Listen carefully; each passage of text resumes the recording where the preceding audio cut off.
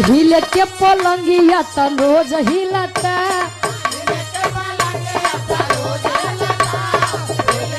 क्या बात है।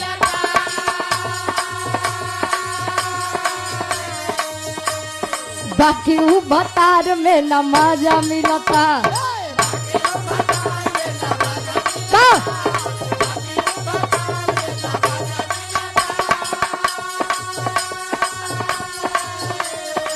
हिले के पलंगिया त रोज हिलता बाकी ऊ भतार में न मजा मिलता।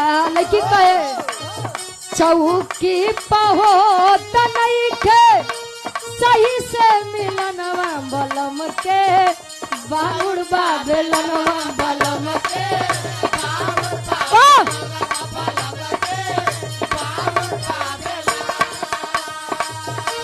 बलम के बांगुड़ बाबेलनवा बलम के